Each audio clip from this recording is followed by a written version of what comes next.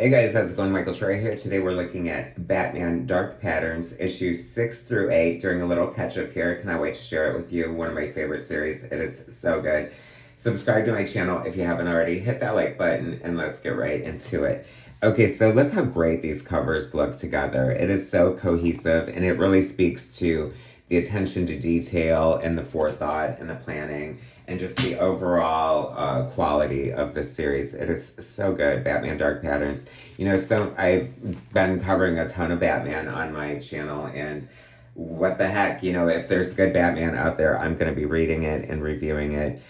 Some people, it's such a huge part of DC's publishing lineup, but give the people what they want. As long as they're like top quality books like Absolute Batman and Dark Patterns here, keep them coming, I say. So, this is part 3 of The Voice of the Tower. Scarface is the villain, the ventriloquist, who's taken over this entire like building, and it is so crazy. He has the help of this like woman that he's sort of enlisted. This guy like grew up in this building and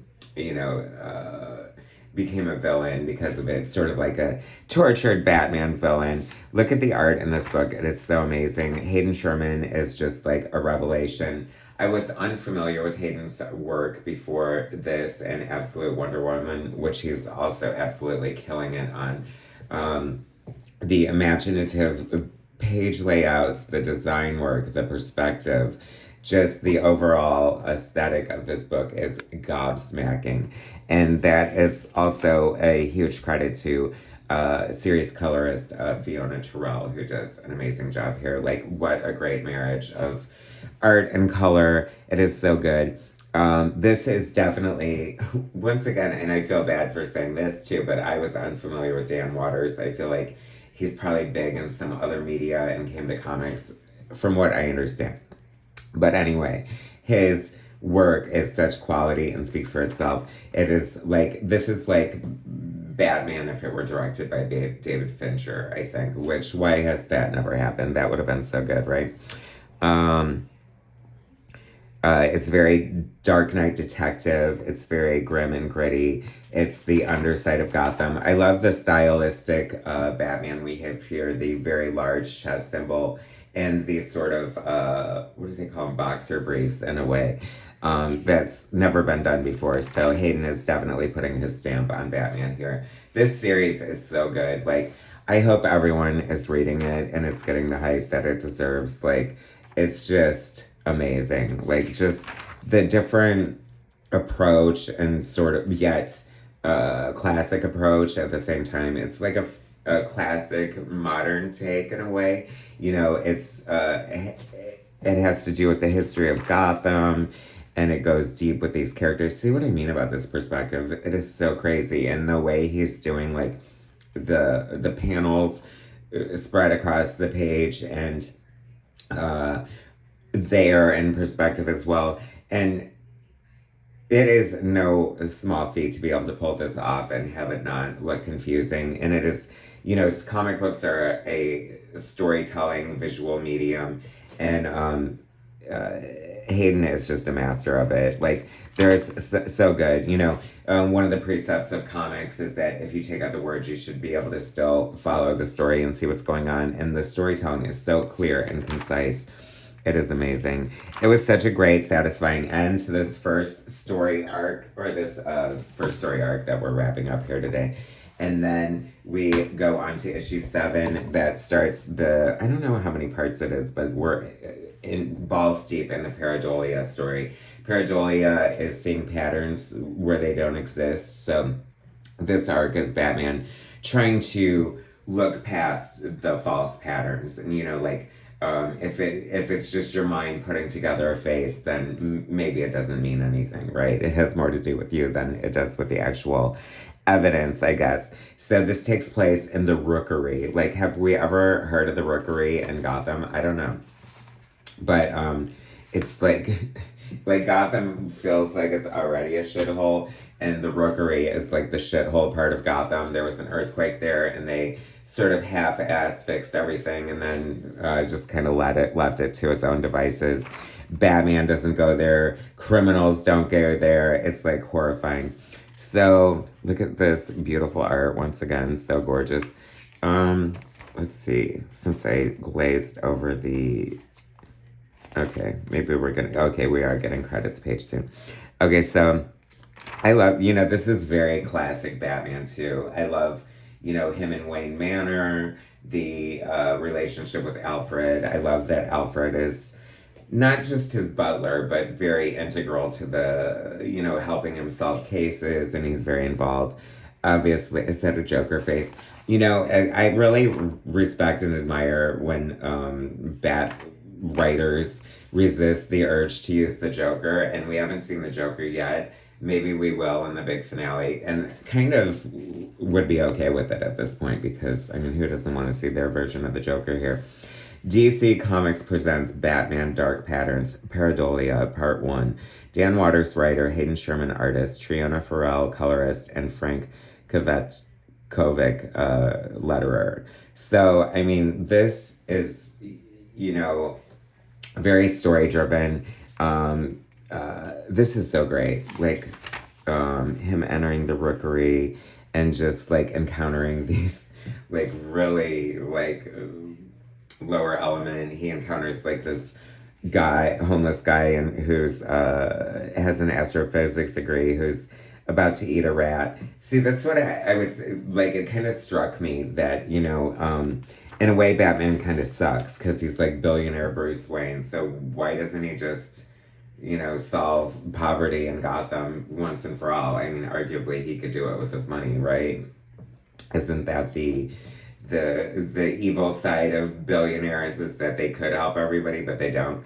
And got to keep on the top. But that said, Batman isn't afraid to get down and dirty and go into the lower elements and, talk to these people and get the information he needs.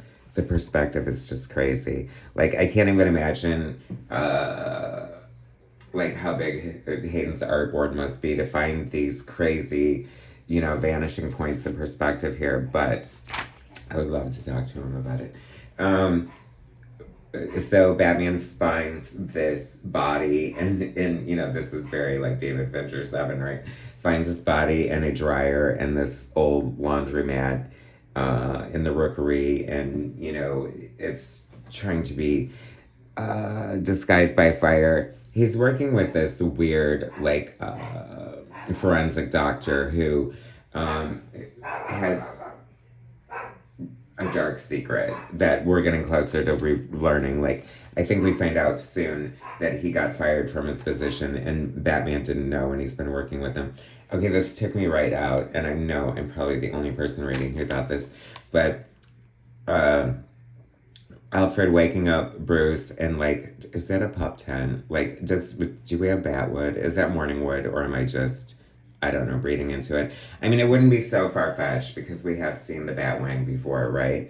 Thanks to Brian Azzarello and Lee Bermejo. So maybe we got Batwood. Maybe we do. I don't know. So here comes Alfred, not only with Bruce's morning protein shake, but a little bit of information.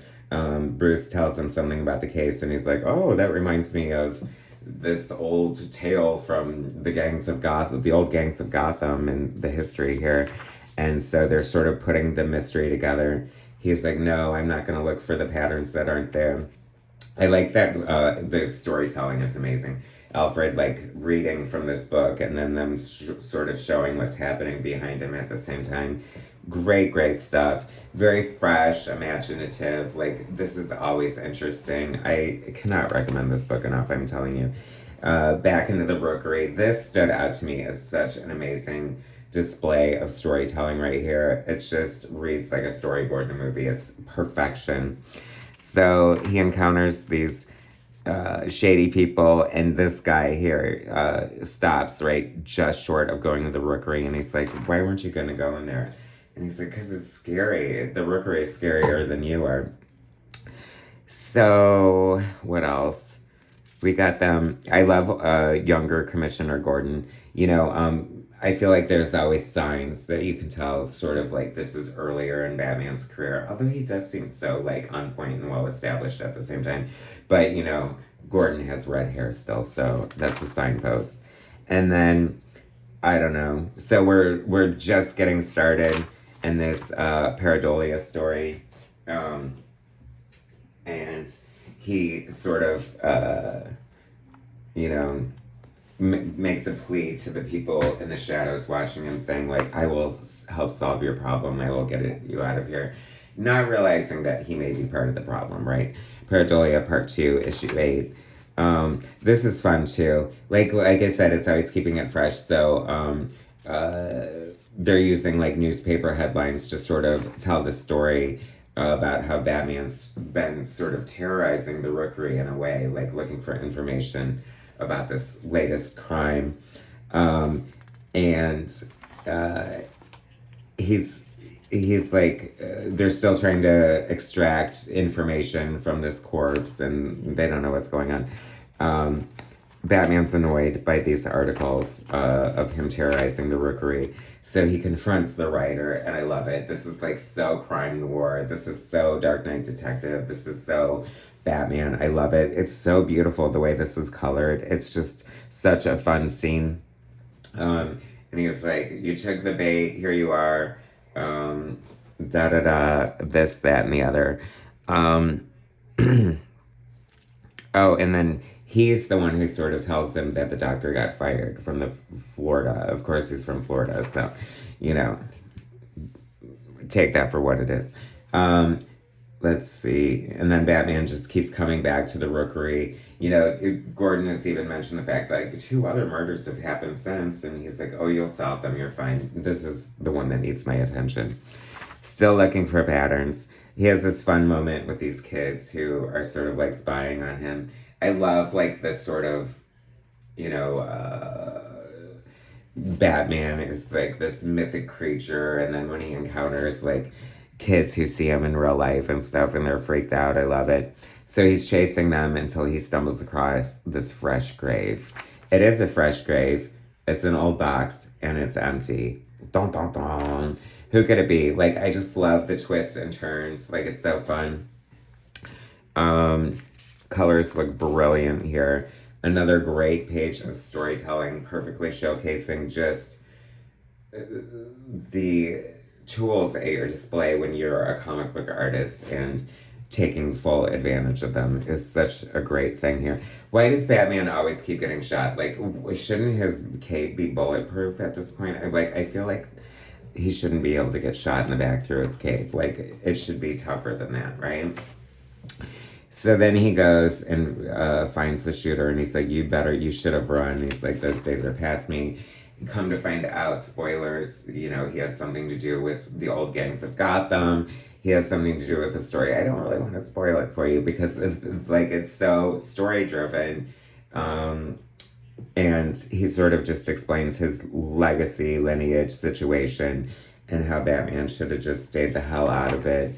And now Batman's like slowly bleeding out in his apartment. The kids come back because they say like, you know, the Rookery looks after its own, and that goes so far as to like, nobody's helping you, Batman. And by nobody's helping you, we're just gonna let you die on the floor here. So of course that's not gonna happen, but oh my god, what a great cliffhanger. This is such an iconic series. I feel the awards will be coming hardcore. Hayden Sherman is a revelation. Dan Watters' writing is amazing. This series is just about as close to the perfect Batman book as you can get. Highly, highly, highly recommend. Thanks for watching, guys. Subscribe to my channel if you haven't already. Hit that like button, and I will bring you more soon.